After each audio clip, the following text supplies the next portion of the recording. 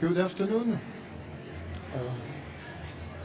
Together, we are going to build AI solution with Agentforce Vibes. First, thank you. Thank you for choosing to join this session. So, this situation may look familiar to you. We need to have a quick action button on an account record.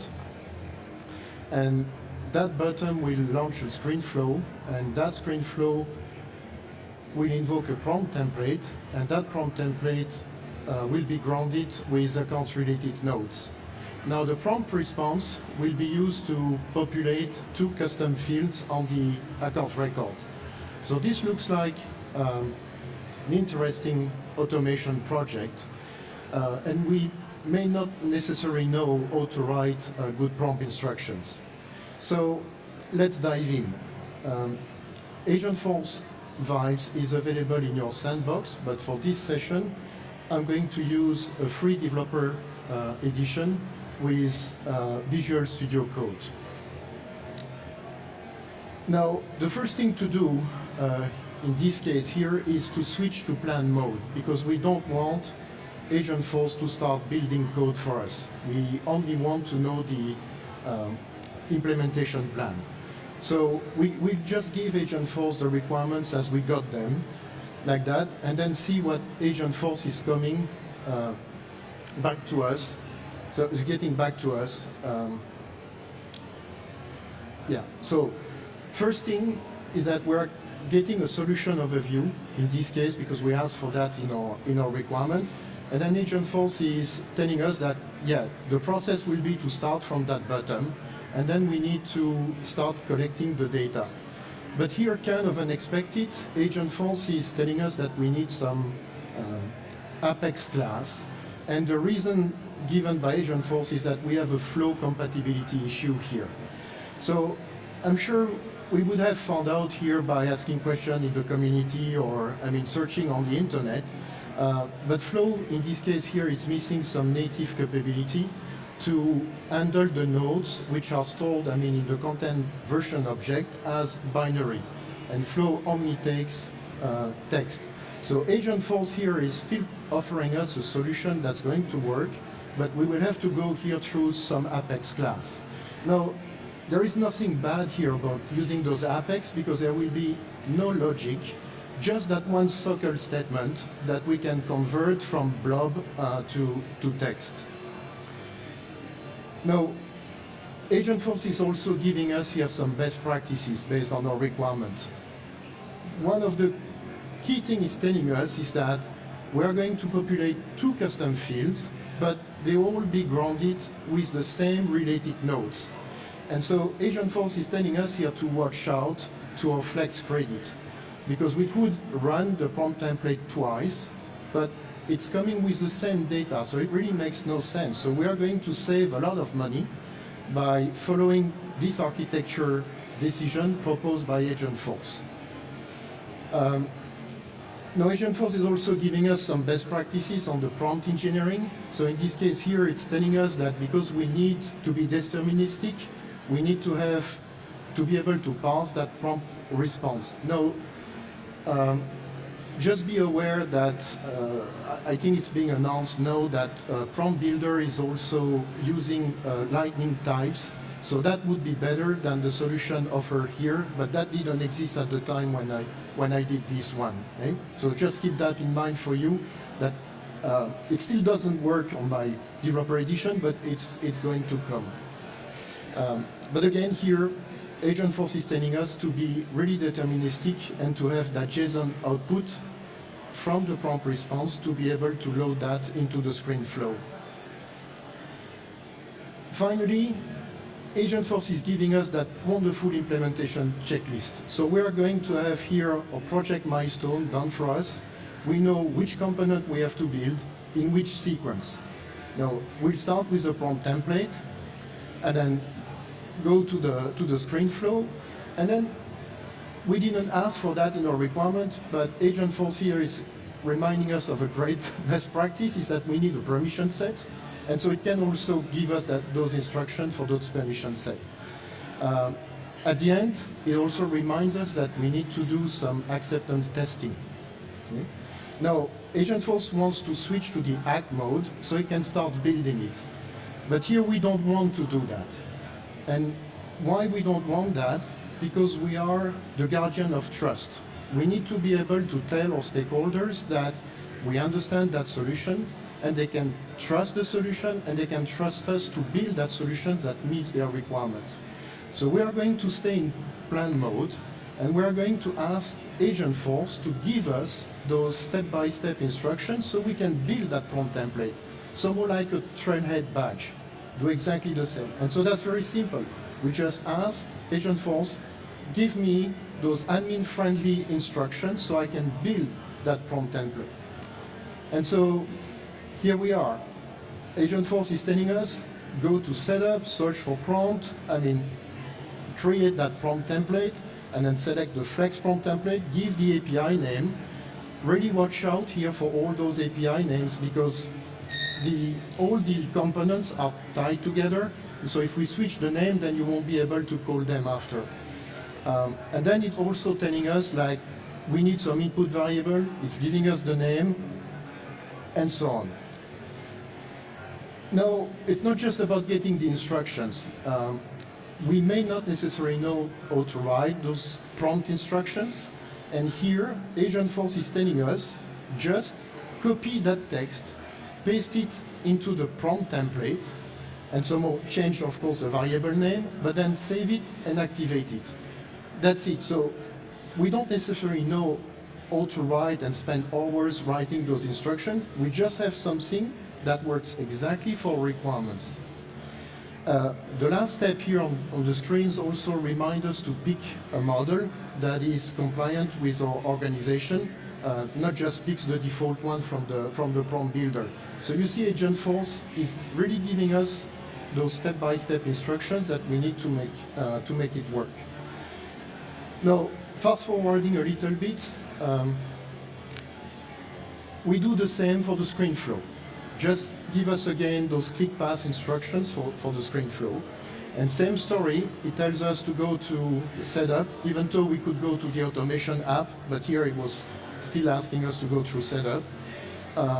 Create that screen flow, give the API name. First thing to do is create that input variable, so the famous record ID, to grab the account record, then put the get record elements for the account. It's telling us to put a filter where the ID equals that record ID variable, and so on. So we are still getting all those click pass instructions that we can follow confidently.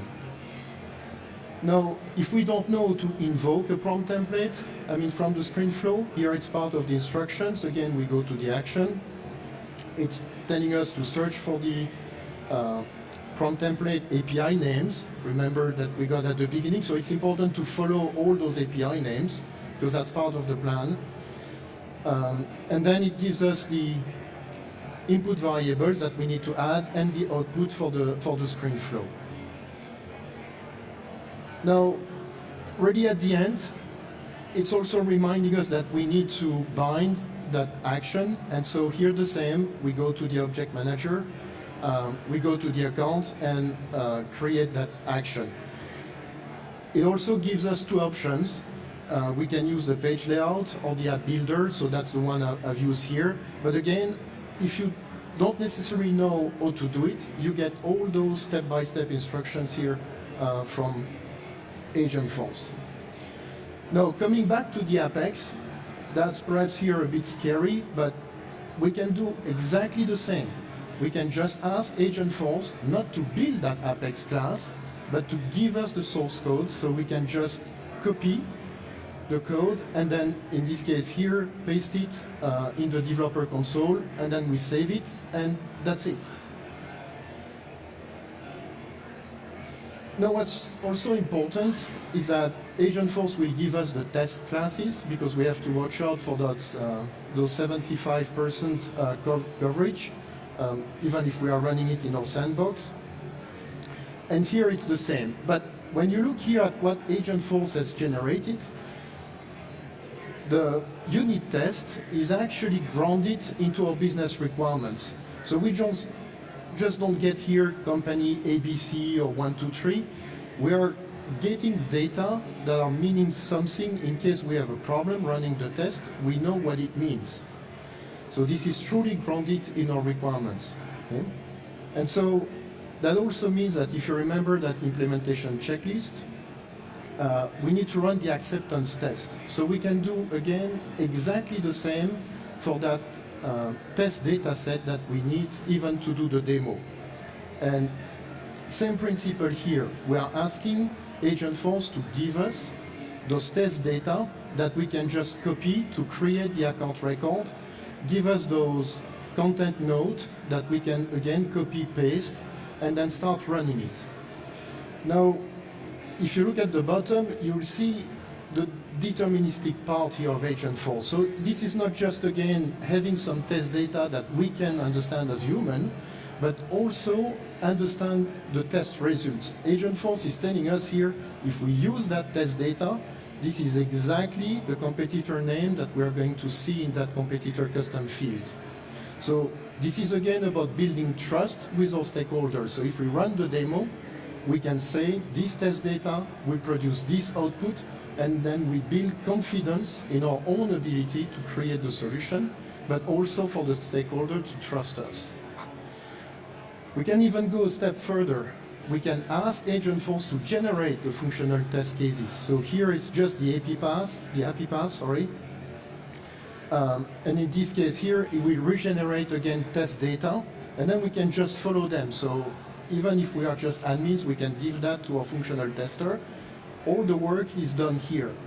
So you see what seems at the beginning perhaps a big automation project suddenly becomes really easy, and I can tell you, build that will not take a day. But really at the end of the day, we have a demo that we can show. We have a demo where we know the exact results, and so again, we can guarantee the trust on the solution and for our stakeholders. Now, let me try again here on that free developer honk. So we have here test nodes, all generated by Agentforce. And so here you can see at the bottom the text one. So those are not the nodes and attachments that you are used to do. Those are the nodes that you enable in setup. And they are stored actually in HTML format. So that is also a problem for, I didn't mention that at the beginning, but for Prompt Builder, because Prompt Builder will not accept those files somehow, because they are file type S nodes. They are not PDF, not images. So here we had a problem anyway with the screen flow, but we will also have a problem with Prompt Builder for those. And so here let's just click on that button. Hopefully the Wi-Fi will work. So you can understand the process here. And here you see the same data. So here it was extracted from two nodes. We extracted two fields, the competitor one and the some of the barriers one. Okay. So let me switch back here to the desk. I'd like you to do one thing. When you return home, don't necessarily remember about this use case, but remember that you can confidently build AI solutions with the help of Agentforce Vibes. So Agentforce will guide you. You've seen that Agentforce can give you those step-by-step instructions, all click paths. It's like, again, the trailhead modules that you can just follow. Okay? Just remember that. Now, about Agentforce Vibes here, we've used the plan mode, but I've used it into that free developer edition. So that means that Agentforce doesn't have any context. Now, if you run it from your sandbox, Agentforce will know more. So if you already have that Apex class that does the job, it will just pull it, not ask you to create it again. And here in this case, I had to give in the requirements the two custom fields name and really put the __C, so Agentforce will understand the API name to use it into the instructions like in the screen flow. But if you use that in your sandbox, you won't have to do that. Okay? Agentforce runs under a pro model. just watch out about those limits, because if you hit them, you get a message that you are switched to the core SFR model, and you don't necessarily want to use that one. And I understood today that anyway, I think Salesforce is changing that. But otherwise, you are going to have to wait for 24 hours to get that developer edition to work again, or just do like me, keep on creating other editions. Now, again, don't be afraid to create those tiny Apex class here given by Agentforce. You don't necessarily need to do AutoCode. But if you have more questions, again, ask Agentforce those questions. Why are you doing that? And Agentforce will tell you really what's happening. Okay? Because again, it knows the context. That's really important. And you've heard it before. We need to test. And in this case here, Agentforce will give us that sample test data that is truly grounded in our requirement, thanks to the context. And so that's all about building confidence here in the solution, not just for us, but for any of our stakeholders. Thank you, and I wish you a wonderful TDX 2026. And feedback is a gift, so don't forget to scan that QR code. And as far as I understand, you will have some session summaries, available in the event app. Thank you.